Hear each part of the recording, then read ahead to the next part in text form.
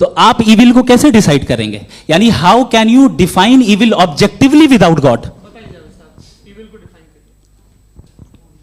देखिए, दुनिया में दो तरह के जानवर हैं, एक जो अकेले रहते हैं जंगल में और एक जो ग्रुप्स में रहते हैं। ग्रुप में जो भी रहेगा, चाहे वो आपका फाउंडेशन हो, चाहे कोई क्लब हो, चाहे कोई पॉलिटिकल पार्टी हो, चाहे कोई यूनिट हो, उसमें आपको इंटरैक्ट करने के रूल बनाने पड़ेंगे। यानी लोग तय करेंगे। लोग तय करेंगे। अगर लोगों ने ये तय किया कि किसी का रेप करना सही, आप जस्टिफाई करेंगे? नहीं, आपका फाउंडेशन तो ये हो गया ना कि लोग ही विल डिसाइड करेंगे। नहीं नहीं नहीं, अरे दुनिया में ऐसे ग्रुप्स हैं जो रेप को जायज़ मानते हैं सर्टेन हालात में। मैं डिटेल में नहीं जानूंगा, आप भी जानते हैं। ये जो आईसिस वाले थे, इन्होंने क्या किया था, तो उन्होंने क्या किया उसका खुदा से कोई ताल्लुक नहीं है सर। मैंने सिंपल सवाल किया कि इविल को आप डिफाइन करते कैसे हैं? आगे वापस आइए जी। आप साथ में तभी रह सकते हैं जब कुछ आप ऐसे उसूल डेवलप करें जिसमें हर एक का बेसिक तहफ़्फ़ुज़, हर एक का बेसिक राइट हो और हर एक को कोई आराम मिले। यही तरीक़ा है किसी भी ऑर्गेनाइजेशन जिसमें एक से ज़्यादा लोग हैं और वो ऐसे चलती है ज़िंदगी। उसमें अगर आप गड़बड़ करेंगे तो तबाही होगी, नुकसान होगा, बर्बादियाँ आएंगी। और अगर उसमें आप घर ले लीजिए ना, एक हस्बैंड है, एक वाइफ है, बच्चे हैं, वालदा भी हैं, दो बहनें भी हैं, एक भाई भी है।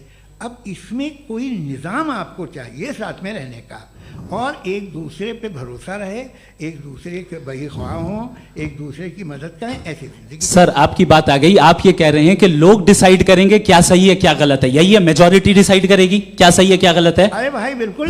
मेजॉरिटी अगर ये कहे कि नाजी जर्मनी के साथ जिस तरह मेजॉरिटी थी कि जेनोसाइड करना सही है, आप जस्टिफाई करेंगे?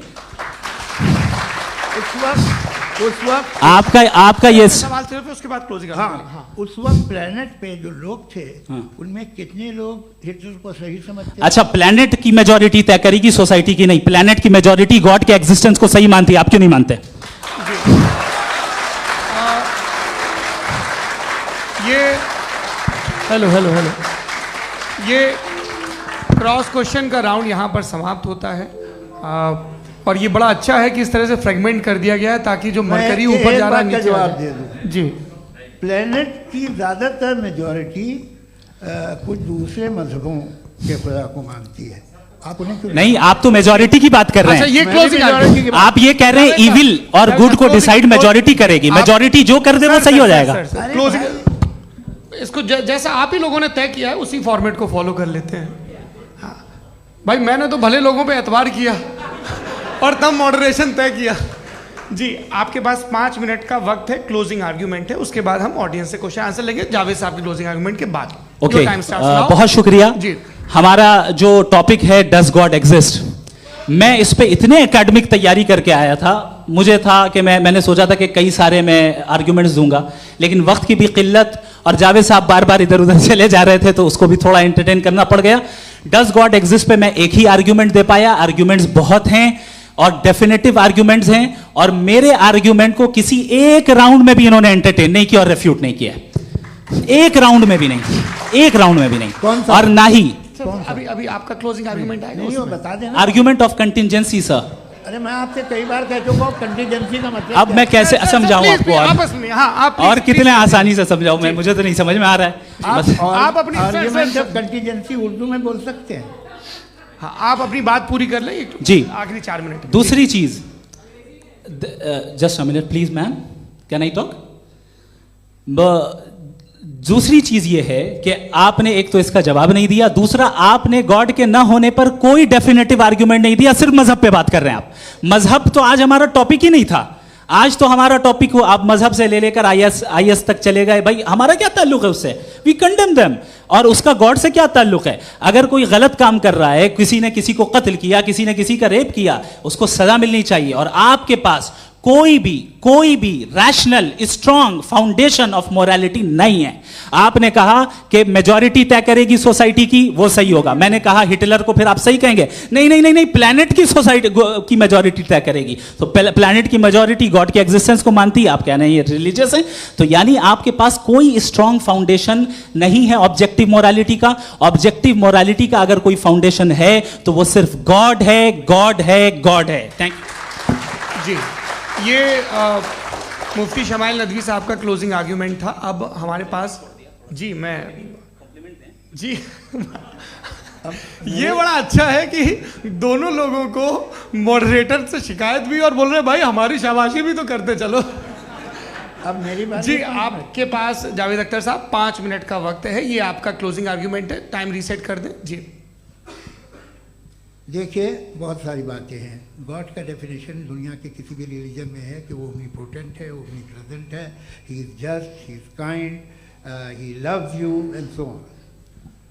मैं जब दुनिया देखता हूँ तो मुझे कोई ऐसा सुप्रीम पावर यहाँ दिखाई नहीं देती है जो इंसान की बहबूदी के लिए कुछ कर रही हो, कमज़ोर को बचा रही हो, मदद कर रही हो, जालिम को पीछे हटा रही हो। मैं नहीं देखा, तारीख़ में नहीं।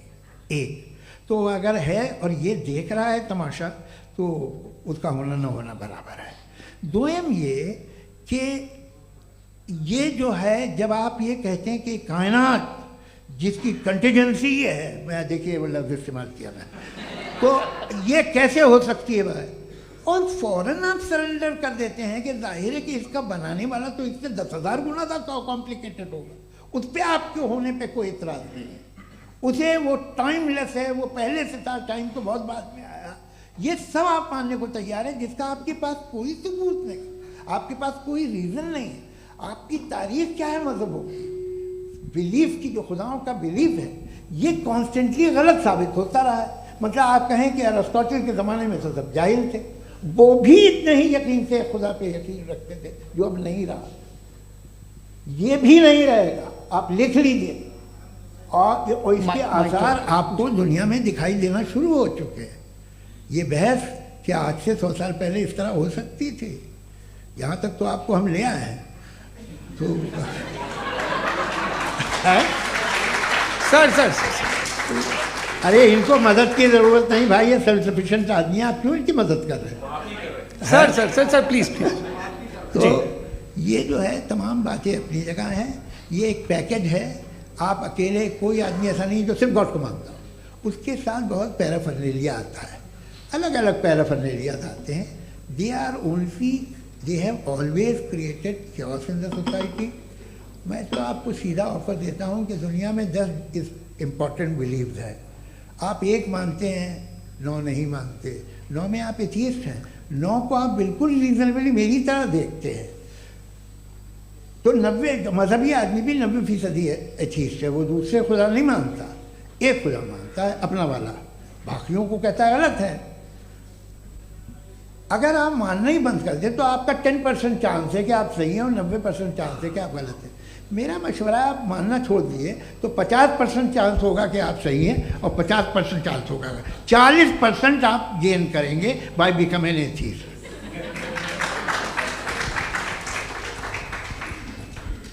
ये एक फरसूदा ख्याल है, ये ख़त्म हो रहा है। हो सकता है मेरी ज़िंदगी में ना हो, लेकिन ये हो जाएगा।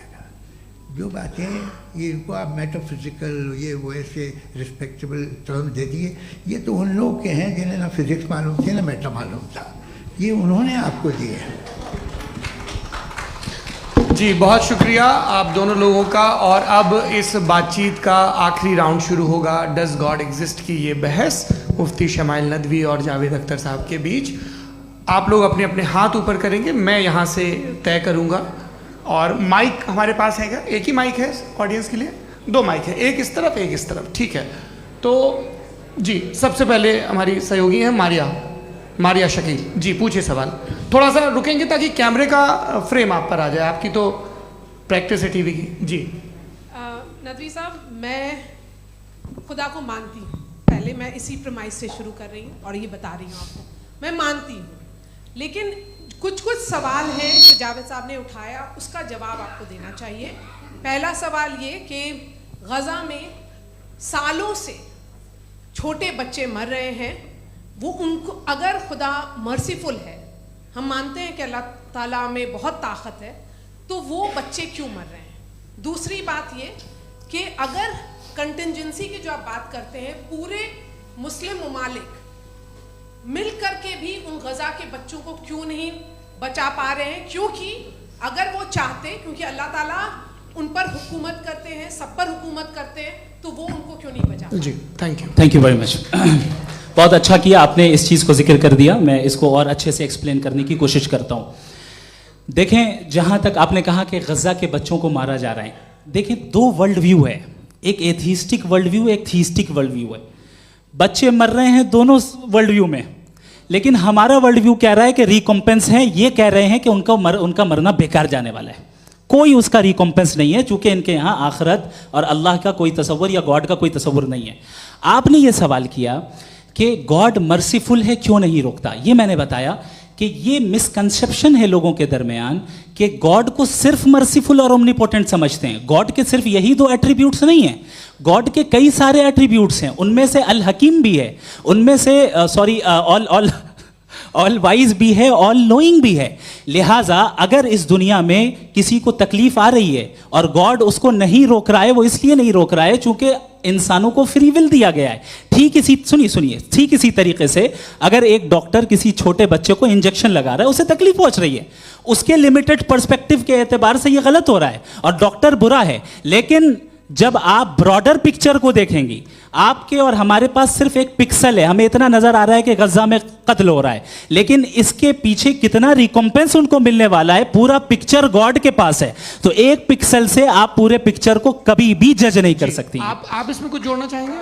आपको कुछ बोलना है इसमें? भैया आपने बहुत अच्छा जस्टिफिकेशन दिया। या आप वो जो वहाँ के प्राइम मिनिस्टर इजराइल के, उन्हें भेजिए, वो बहुत खुश होंगे। आप जस्टिफिकेशन दे देना कि अगर गॉड नहीं है तो बच्चे क्यों मर रहे हैं, आप बताएं। वो ये सवाल पूछ रहे हैं कि अगर आप ईश्वर का अस्तित्व नहीं मानते हैं तो उन बच्चों की मौत को आप कैसे इंटरप्रेट करते हैं? भाई ये दुनिया जो है, जो ताकतवर लोग होते हैं वो एक नाइंसाफी करते हैं। तो ये अच्छा काम है आपके नजदीक, तो नेचर नाइंसाफी पे मबनी है। अरे मेरे भाई, आप नेचर की कहाँ बात कर रहे हैं, तो इंसान की बात। तो फिर जब मैं इंसान की बात कर रहा था, आप नेचर की बात करने लग गए। क्रॉस एग्जामिनेशन नहीं। हाँ, अब आप मुझे बोलने नहीं देंगे तो अलग बात है, आप बोलिए, मैं मुझे कोई जल्दी नहीं। जी नहीं, ये क्रॉस एग्जामिनेशन मुझे बोल तो लेने दीजिए। जी बोलिए। क्या बात ये है कि ह्यूमन सोसाइटी तभी साथ में रह सकती है जब वो मोहब्बत से, एकता से, एक दूसरे के एहतराम करके रहे। इसके अलावा पॉसिबल नहीं है, अकेले तो इंसान रह नहीं सकता। वहाँ पर कुछ लोग हैं जो फाउल करते हैं, वो फाउल हमेशा से तारीख में होता आया है। आज ये हो रहा है, जो हो रहा है बहुत बुरा हो रहा है, बहुत जालिमाना है, बहुत जाबराना है। उसको आप कहें कि ये बच्चों को कॉम्पनसेशन मिल जाएगा या इसकी इंजेक्शन है, इंजेक्शन तो हेल्थ के लिए दिया जाता है। आप ये कह रहे हैं कि ये बच्चों की जो धज्जियां उड़ रही हैं ये इंजेक्शन है, ये टेस्ट है, ये टेस्ट है और उस टेस्ट में उनको ऐसा रिकॉम्पेंस मिलेगा जो आपके तसव्वुर के बाहर है। ये आप 3 बरस के बच्चे को बारूद से उड़ा के टेस्ट ले रहे हैं। वाह, वो नहीं ले रहा है, खुदा नहीं उड़ा रहा है, इजराइल उड़ा रहा है। जी, ये तो उसको कंडेम अगला सवाल लेते हैं प्रोफेसर पुरुषोत्तम अग्रवाल।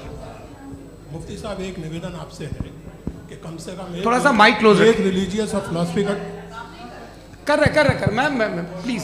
एक रिलीजियस और फिलोसॉफिकल ट्रेडिशन है जो ब्रह्मांड को यानी यूनिवर्स को ही अंतिम मानती है। सर्वम खलु इदम ब्रह्मम, this is Chandogya Upanishad and it completely rules out the existence और नेसेसिटी, आपके शब्दों में necessity of a creator. The creation itself is the creator. तो एक मिनट प्लीज। दूसरा जो सवाल आपने अभी, जो आप बार बार कह रहे हैं कि भगवान विद्वान भी है, वाइज, सब जानने वाला, तो अगर विजडम में दुनिया भर के पापों और अत्याचारों को बर्दाश्त करना शामिल है, तो फिर इसका मतलब ये हुआ कि अगर मैं फ्री विल से उसको अपोज करता हूं तो ईश्वर की विजडम और मेरी फ्री विल में कॉन्ट्राडिक्शन है। Because when I am opposing whatever is happening in Gaza, then I am opposing the God's will और गॉड्स विजडम। जवाब लेते हैं तो गॉड की विजडम में, एक मिनट सर प्लीज सर, ये एक जुमला, गॉड की विजडम है कि गाजा में जो कुछ हो रहा है वो हो रहा है, मैं उसका अपोज कर रहा हूं, तो मैं गॉड की विजडम के खिलाफ जा रहा हूं। एक सवाल। दूसरा ये नहीं आपने दो ऑलरेडी सर आप और सवाल कर लें, लेकिन मुझे दो जवाब दे सर, दीजिए। पहले आपने ये कहा, सुनिए मेरी बात सुनिए। भाई इजराइल के गॉड के मुताबिक तुम्हारा ठीक हो रहा है ना? नहीं हो रहा है, ठीक नहीं हो रहा है। मैं बता रहा हूँ क्या हो रहा है, आप तशरीफ रखें, मैं बता रहा हूँ क्या हो रहा है। Let me complete please. एक सेकंड गाइस, एक सेकंड। ये देखिए ऐसा है कि ये सब बड़ा आपस में विचार विमर्श के बाद ये तय हुआ था कि कुछ नियम बना लिए जाएं ताकि एक टाइम बाउंड बातचीत चले। और भाई साहब आप बड़ा जरूरी काम कर रहे हैं, लेकिन कैमरे के फ्रेम में आके उस काम को गड़बड़ कर दे रहे हैं। ठीक है गुरु, अब मेरे को कहीं का गुस्सा कहीं निकालना था, सॉरी। नहीं कोई गुस्सा नहीं है जी। तो प्रोफेसर ने सवाल पूछे, आप उनके जवाब दें, और थोड़ा ये सब लोग थोड़ा ख्याल रखें भाई, सवाल संक्षिप्त रखें जी। आपने दो सवाल किए।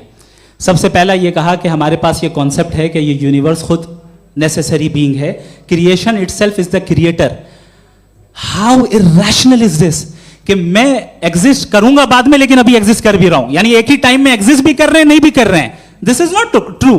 दूसरी चीज आपने कहा कि अगर इजराइल में, सॉरी माफ कीजिएगा, Israel doesn't exist, occupied Palestine में अगर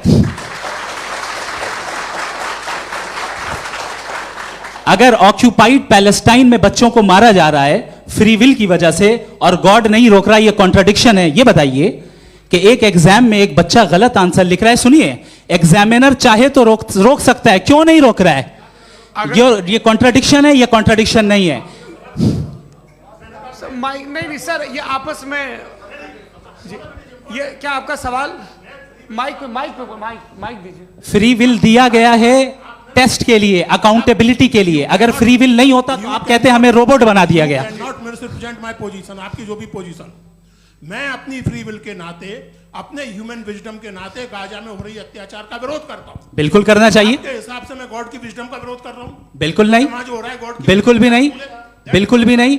उसका वहां पर गाजा में कत्ल होना ये इंसानों के गलत इस्तेमाल का नतीजा है, फ्री विल के इस्तेमाल का नतीजा है। गॉड इसका हुक्म नहीं देता, उससे रोकता है। यही तो मसला है ना, आपके लिए कॉन्सेप्ट क्लियर नहीं भाई, आपने तो बताया था इंजेक्शन लगाने से बच्चे को तकलीफ होती है, ये इंजेक्शन लगा। सर आप ऐसे रेटोरिक स्टेटमेंट दे तब तो कोई मसला नहीं समझते रहेंगे। This is a rhetoric statement, this is not a logical argument sir. I am sorry, I am sorry. आखिरी 30 मिनट बड़े मुश्किल होने वाले हैं जी। मुफ्ती साहब आगे बैठे हैं, इनको माइक दीजिए।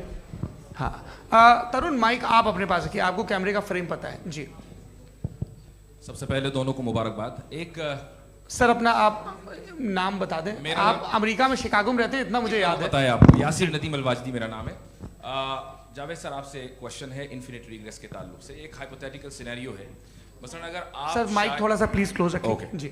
अगर आप शायर इसलिए हैं कि आपके कोई उस्ताद शायर थे, और वो इसलिए शायर थे कि उनके कोई उस्ताद शायर थे, और इसी तरीके से हम माजी में पीछे चलते चलते चले जाएं और कहीं ना रुके, तो माफ कीजिएगा आप कभी शायर नहीं हो सकते। लेकिन आप शायर हैं, आपका शायर एग्जिस्ट करता है, इसका मतलब ये है कि आप कहीं ना कहीं रुके हैं। तो मेरा सवाल ये है कि क्या आप इन्फिनिट रिग्रेस ऑफ कॉजेस को लॉजिकल फैलेसी मानते हैं या नहीं मानते? हाँ या ना?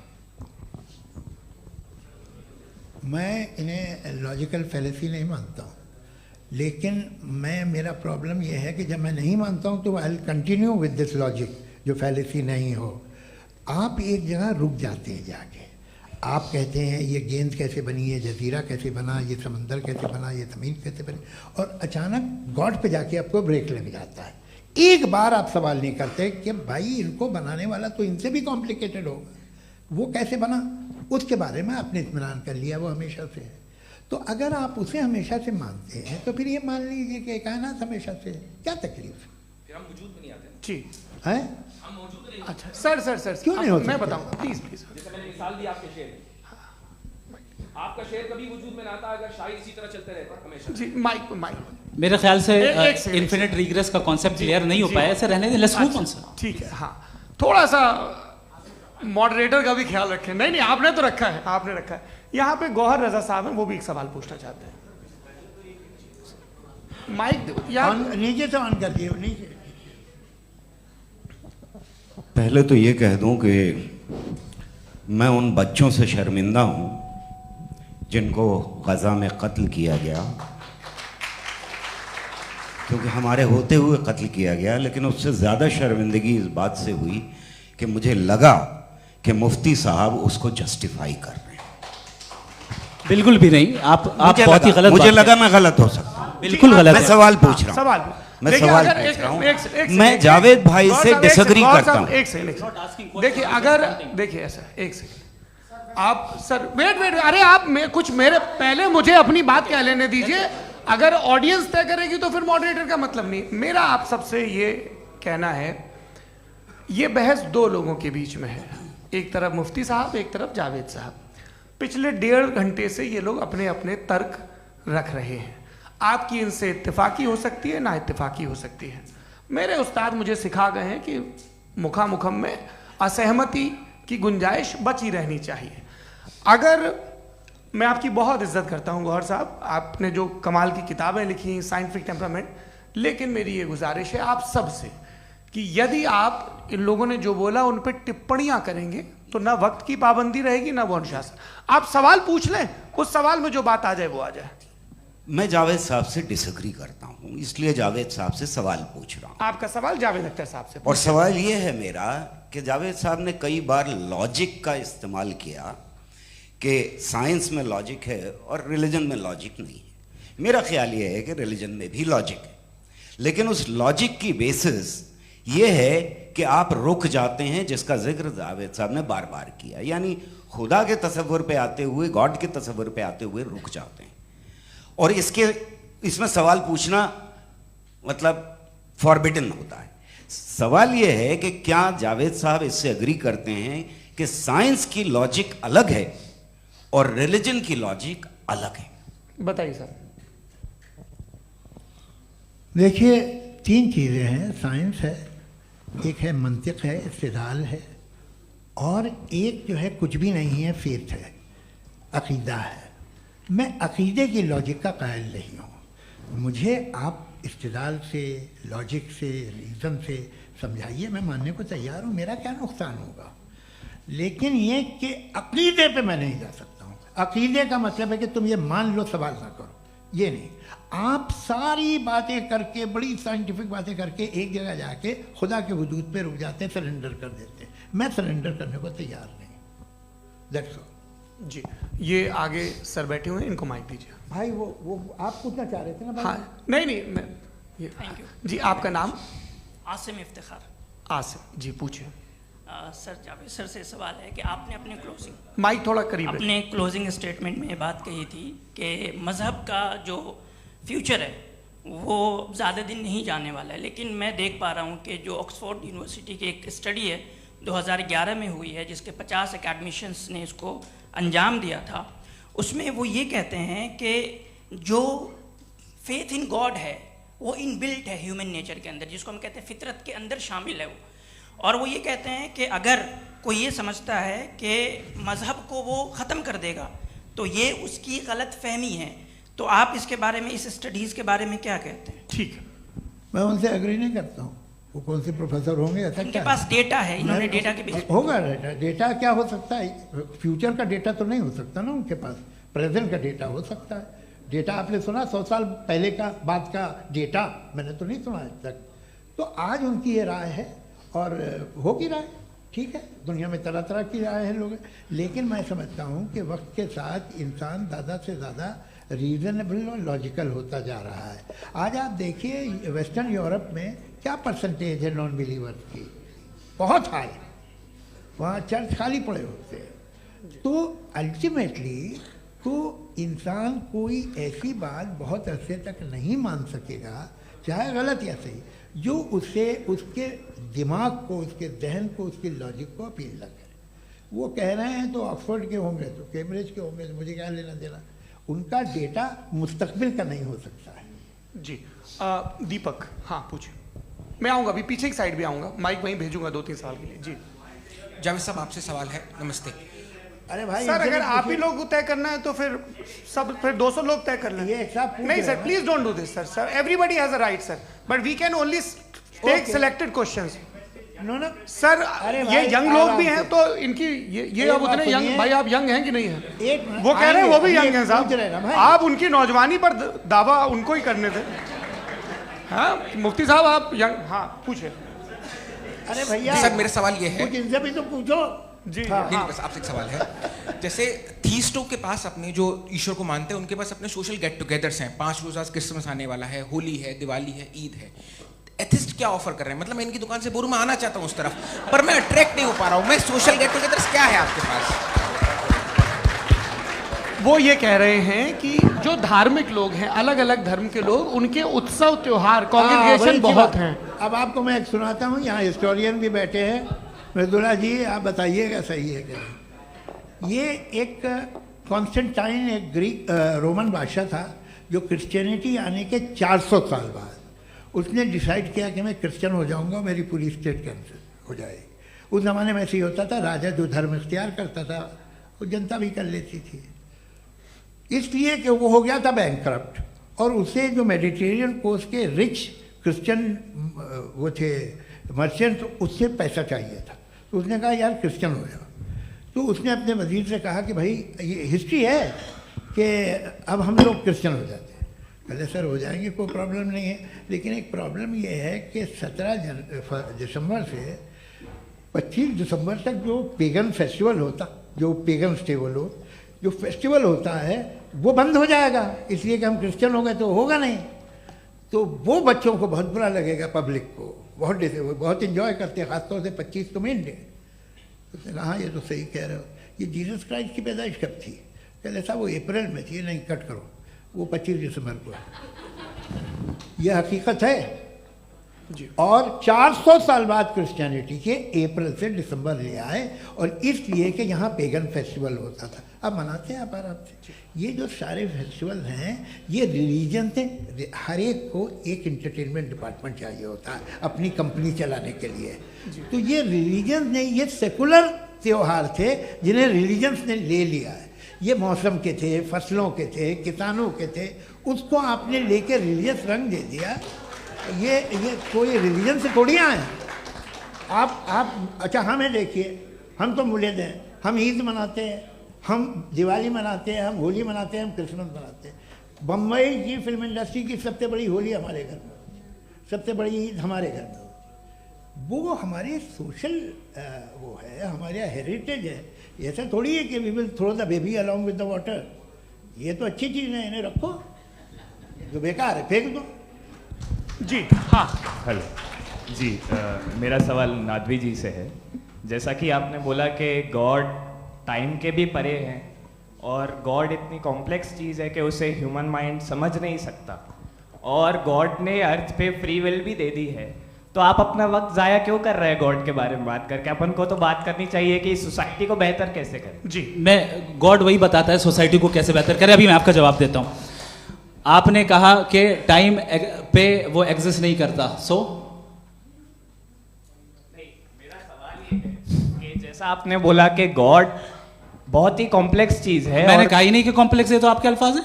कॉम्प्लेक्स का लफ्ज गॉड के लिए सुइटेबल नहीं है। क्यों? क्योंकि कॉम्प्लेक्स वो चीजें होती हैं जो ऑब्जेक्ट हो। God is not an object जिसको आप इंस्ट्रूमेंट के जरिए लेबोरेटरी में जाके टेस्ट करें, oh it's very complex. No, वो कोई कार का इंजन नहीं है। वो फिलोसॉफिकली नेसेसरी बीइंग ऐसी बीइंग है जो सिंपल बीइंग है। हाँ, आप उसको मुकम्मल तौर पे उसकी तमाम हिकमतों को जान ले और हर चीज को जान ले, ये पॉसिबल नहीं है, क्योंकि वो ऑल वाइज है, आप ऑल वाइज नहीं है, और वो खुदा है, वो आपको सारी चीजें बता दे, ये जरूरी नहीं। मेरा सवाल ये नहीं था, मेरा सवाल ये था कि जब गॉड इतना परे है इस दुनिया से कि उसने अर्थ पे फ्री विल भी दी है, हम सब ह्यूमंस की फ्री विल है, और जो सोसाइटी में हो रहा है वो अपन लोग डिसाइड करेंगे। तो अपन लोग डिसाइड नहीं करेंगे ना, अपन लोग डिसाइड नहीं करेंगे। गॉड जो है, गॉड ने वो उसकी जात, उसकी एग्जिस्टेंस टाइम एंड स्पेस से परे है, लेकिन वो हमारा टेस्ट ले रहा है, और उसी गॉड ने हमें बताया कि तुम्हें क्या करना है क्या नहीं करना है। तो जाहिर है उस गॉड की बात सुनेंगे ना हम। जी, वो पीछे एक चश्मा लगाया जो मैम खड़ी हैं, उनको दीजिए। हाँ आप जी जी बिल्कुल आएंगे। देखिए मैं कोशिश कर रहा हूँ सब तरफ जाने की। हाँ उनको दीजिए माइक। जी हेलो सर, मैं ओमनी प्रेजेंट नहीं हूँ, टाइम पाबंद हूँ, और जहाँ तक कोशिश कर सकता हूँ करूँगा। जी अपना नाम बताइए। मेरा नाम उर्सुला है, मैं दिल्ली यूनिवर्सिटी की एक स्टूडेंट हूँ, और मैं स्टूडेंट फेडरेशन ऑफ इंडिया से हूँ। मेरा सवाल मुफ्ती जी से है कि इस हॉल के इस कमरे में बैठ के हम लोग रेप की मोरालिटी के बारे में फिलोसफिकली बात तो कर सकते हैं, बट असलियत ये है कि रोज़मर्रा की ज़िंदगी में औरतें रेप के थ्रू गुजरती हैं, और हम लोग सिर्फ नंबर्स पे इस तरह नहीं देख सकते, क्योंकि कितनी औरतें हैं इन कंट्रीज़ में जहाँ पे आप बता रहे हैं कि केसेस कम हैं, जिनका एक्सेस है कि वो जाके केस फाइल कर सकें। कितनी औरतें हैं जो जिनको काम करने की आज़ादी है उन कंट्रीज़ में। यूरोप में ये आज़ादी आ गई, यूरोप में ये रूल्स आ गए, तो हम आज उसके बारे में बात कर पा रहे हैं। जी, जवाब। आपने ये कहा कि कमरे में बंद होकर हम लोग इस पर फिलोसफिकली बात कर सकते हैं, लेकिन हकीकत में क्या हो रहा है, वो ग्राउंड लेवल पे क्या हो रहा है, जो बहुत गलत हो रहा है, और वो सफ़र कर रही हैं। आई अग्री, बहुत गलत हो रहा है, और जो गलत हो रहा है उसको हमें रोकना है। और क्यों रोकना है, वो गलत क्यों है? हमारे पास इसका ऑब्जेक्टिव फाउंडेशन है, इनके पास उसका ऑब्जेक्टिव फाउंडेशन नहीं है। मैं ये कहना चाह रहा हूँ कि जहाँ पे भी जुल्म हो रहा है, जहाँ पे भी औरत पे जुल्म हो रहा है, या उसकी इज्जत लूटी जा रही है, या उसे तकलीफ पहुँचाई जा रही है, और सिर्फ औरत नहीं, किसी इंसान के ऊपर भी जुल्म हो रहा है, तो उसके खिलाफ खड़ा होना, ये मॉरलिटी हमारे पास गॉड के पास से आई है। वरना जावेद साहब तो कह रहे हैं कि जो है मेजॉरिटी डिसाइड करेगी, तो मेजॉरिटी तो कभी भी बदल सकती है। क्या आप हाँ। ये थोड़ी सी आपको गलतफहमी है। मैं अगर मेरे जुमले से ये मदना निकला या मैंने कहा, तो ये जुमला मैं वापस लेता हूँ। ये मेरा मतलब ही नहीं था कि मेजॉरिटी डिसाइड करेगी। मेजॉरिटी डिसाइड करे तो दुनिया में बड़ी, वैसे आपने कहा था ये जुमला। अच्छा, हो मैं मान रहा हूँ, बाद में रिकैप कर लेंगे। अरे एक सेकंड, मैं अपनी एक्सप्लेनेशन दे रहा हूँ। मुनासिब बात यह है कि हम सब के सब दिल में जानते हैं कि क्या अच्छा है क्या बुरा है, हमें पता है अच्छी तरह से। जो लोग बुरे काम करते हैं उन्हें भी मालूम अच्छा क्या है। यही तो सवाल था हजरत, कि फिर ये मोरालिटी आई कहाँ से? Cross examination. हाँ जी, हाँ। मोरालिटी साथ रहने की डिजायर से आई, यानी साथ रहकर जो कुछ कह दे, जो कुछ कर दे, वो हो जाएगा। नहीं नहीं, तो आप कायदे से रह ही कर सकते हैं जब तक लोगों में मोरालिटी हो, वरना क्यास हो जाएगा। ये आपको कैसे पता?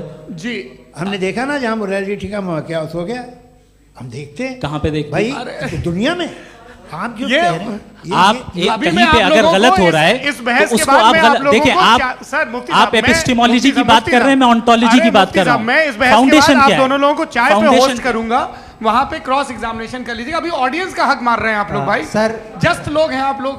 और ये भाई ये उधर आएंगे, जी सर आएंगे। अच्छा सर, मेरा नाम लईकुर रहमान है और मैं अलीगढ़ मुस्लिम यूनिवर्सिटी का स्टूडेंट हूँ। और जहाँ तक मुझे पता है कि sir you are also product of Aligarh Muslim University. मैं भी उसी चमन का बुलबुल। हाँ सर, तो बहुत खुशी हुई मुझे जान करके कि मैं आपसे मिलूंगा। सवाल सर, मेरा सवाल यह है, सर सैयद अलैहि रहमा का नज़रिया ये था कि खुदा के वजूद को अक़ल के दायरे में रह कर के तलाश करना, न कि पूरी तौर से उसका इनकार कर देना। Sir how will you define it? नहीं, तो ये तो आप इन्हें बताइए।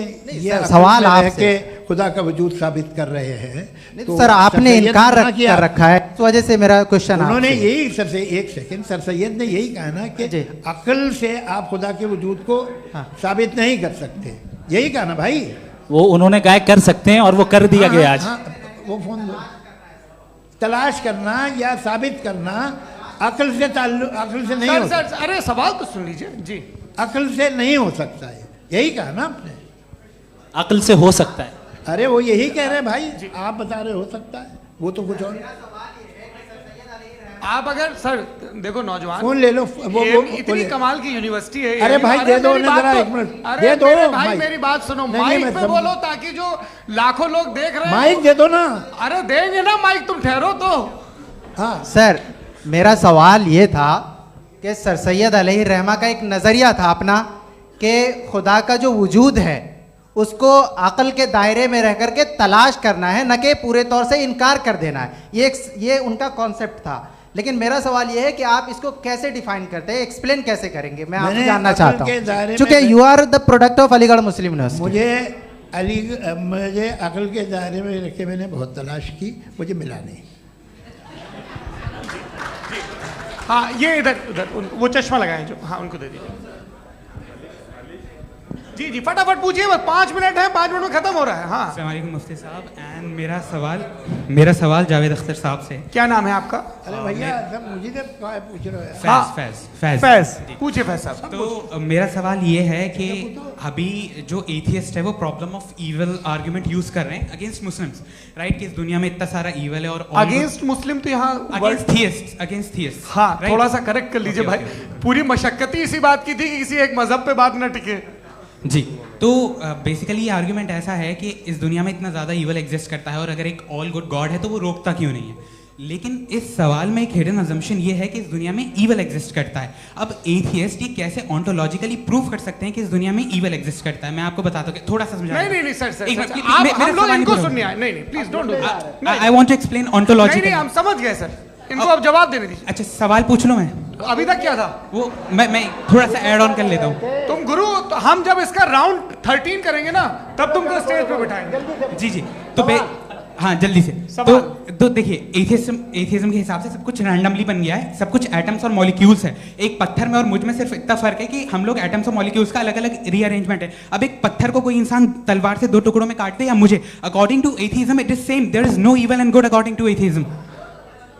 जी अच्छा, फैज साहब का सवाल ये है कि हाँ कोशिश भी करते तो इससे गलत सवाल नहीं कर पाते। एक लाइफ फॉर्म है और लाइफ फॉर्म में फीलिंग्स हैं, मतलब लाइफ फॉर्म सुनता है, देखता है, टेस्ट कर सकता है, फील कर सकता है। तो उसकी ये जो क्वालिटी इस बबल में आ गई हैं वो जानवर में भी है, इंसान में भी है। तो जाहिर है कि उसे कोई तकलीफ पहुंचेगी, तो चूंकि उसके पास वो सेंसिटिविटी है तो मैं करेगा। पत्थर में वो सेंसिटिविटी नहीं है। तो ये क्या सवाल हुआ कि अगर पत्थर को काटा तो पत्थर को तकलीफ नहीं होती, तो आपको काटे तो आपको क्यों तकलीफ हो? बैठ जाइए। जी हाँ अगला सवाल। हाँ पूछे जी जावेद अख्तर साहब।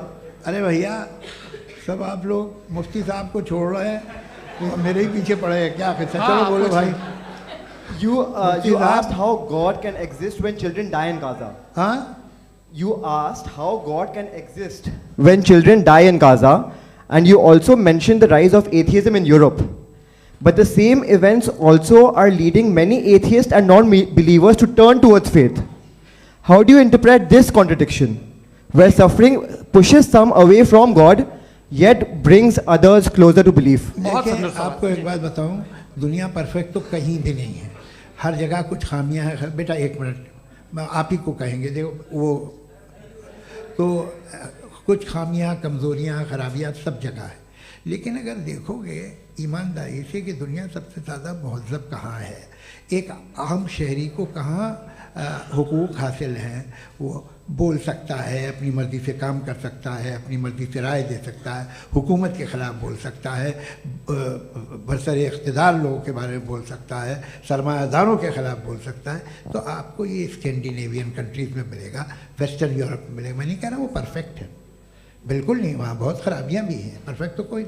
लेकिन जिन जिन मुल्कों में, लैटिन अमेरिका देखो, गल्फ़ देखो, वहाँ पर आपको ये ज़रूर है कि रेप नहीं होते होंगे। रेप की ज़रूरत क्या है भाई? उसको तो ख़रीद लो, घर में रखो, सड़क पर रेप करने की क्या ज़रूरत है? मगर सुनिए, मगर हकीकत ये है कि वहाँ शख्सी आज़ादी राय देने की, बोलने की नहीं है। जी ये एक आखिरी सवाल मुफ्ती साहब से। हाँ मैम, इनको माइक दीजिए। शुक्रिया। मेरा नाम मनीषा है, मैं हरियाणा से आई हूँ। मैं मुफ्ती साहब से एक बात पूछना चाहती हूँ। आप बार बार जावेद साहब को कॉन्ट्राडिक्ट तो कर रहे हैं कि आपने ये कहा, लेकिन आप भी अजम्पशंस के बेसिस पे बात कर रहे हैं। आपने खुदा के होने का कौन सा प्रूफ पेश किया है, खुदा की एग्जिस्टेंस का? अब इस सवाल को अलग रहने दीजिए, कौन एथीस्ट है कौन नहीं है। और दूसरी बात जो आपने एक छोटी सी कही थी कि ये फ्री विल का इस्तेमाल करता है इंसान अपनी, लेकिन उस फ्री विल का इस्तेमाल में मतलब खुदा ने ये दे दी सबको ये इजाज़त कि वो कितना घिनौनापन और कितने ज़्यादा ख़राब से ख़राब तरीके इस्तेमाल कर सकते हैं। जवाब सुनते जी। आप फ्री विल को मानती है ना, या अब कहती है कि फ्री विल नहीं है ना? मानती है ना? तो अब आपके पास इसका कोई एक्सप्लेनेशन नहीं है कि अगर एक इंसान उस फ्री विल का इस्तेमाल करके गलत काम कर रहा है और बच के अच्छी ज़िंदगी गुजार के निकल जा रहा है, उसका कोई रिकम्पेंस नहीं है। हमारे वर्ल्ड व्यू में जो इंसान गलत काम कर रहा है उसको भी रिकॉम्पेंस यानी उसका बुरा बदला मिलना है, और जो सही काम कर रहा है उसको सही बदला मिलना है। लिहाजा जो फ्री विल है वो इस तरीके से है कि एक लिमिटेड टाइम तक खुदा ने मोहलत दी है। ऐसा नहीं कि छूट दे दी, जो करना है करते रहो हमेशा। वक्त आएगा जब एग्जाम का टाइम खत्म होगा तब रिजल्ट आएगा, दौराने एग्जाम जबरदस्ती आपको नहीं बताया जाएगा। अरे भाई एक सेकंड, जी, एक सवाल मुफ्ती साहब से मेरा, मुफ्ती साहब से जी, एक सवाल। हाँ, मैम एक रुक जाइए, आपसे फोन, आप इसके बाद आपसे माइक यही छीन रहेंगे चुका। हाँ, बोलिए। मैं मुफ्ती मैम, साहब एक एक ही सेकंड। सवाल करता हूँ कि अगर जो हो रहा है फ्री विल से हो रहा है और एक दिन बरोज़ क़यामत इंसाफ होगा मैशर में वगैरह वगैरह, तो दुआ क्यों मांगते हैं लोग? दुआ मांगते हैं इसके मतलब है अभी भी उसने ये डिपार्टमेंट रखा है कि मैं रोज़मर्रा की ज़िंदगी में इंटरफेयर बिल्कुल कर बिल्कुल सकता हूं। He can. तो तुम कैन हो, तुम मुझे नौकरी दिला देते हो, मेरे बेटे को ग्रीन कार्ड दिला देते हो, और 45,000 बच्चे मरते उन्हें रोकते नहीं हो। नहीं तो क्या आप ये कह रहे हैं कि इस दुनिया में जालिमों को कभी पकड़ ही नहीं होती है? अरे जो भी पकड़ होगी वो बच्चे रोते हैं। बिल्कुल, देखिए वो मैंने औरतें रोती अपने हैं ओपनिंग जिनके स्टेटमेंट में यही कहा था आप कि मुझे जनाब नौकरी जावेद साहब दिलवा सिर्फ रहे हैं, इमोशनल मेरी आर्गुमेंट बेटी की जैसे दिस इज जगह एन शादी इमोशनल करा रहे हैं। आर्गुमेंट। ये छोटे मोटे काम, इसके पीछे देवियों और इसके सज्जनों, पीछे का रीजन मैंने बताया क्या है। देखिए इसके मैं पीछे का बार-बार यहाँ विजडम क्या है पर मैंने बताया। मंच से आप लोगों को सज्जनों इसलिए कह रहा हूं ताकि थोड़ा सा आपके कॉन्शियंस पे जोर रहे कि आपको ऑर्डर बचा के रखना है। वक्त तय हुआ था, ये वक्त पूरा हुआ, आपने इतने धैर्यपूर्वक सुना, मैं आप सबका बहुत बहुत शुक्रगुजार हूं। यदि इन दोनों विद्वानों की इच्छा होगी तो कभी हम इस बातचीत का राउंड 2, राउंड 3, यही तो देखिए खूबी है इंसान की कि बहस मुबाहसे में वो पड़ा रहता है। आप लोगों ने बड़े धैर्य का परिचय दिया, बहुत बहुत शुक्रिया। इसी के साथ ये बातचीत यहाँ पे आप समाप्त लोग को होती है। मैं एक बात बता दूं, ये सारी बहस हो गई, अब मुफ्ती साहब और बड़े मुफ्ती साहब इन साथ के साथ मैं खाना खाने वाला हूँ।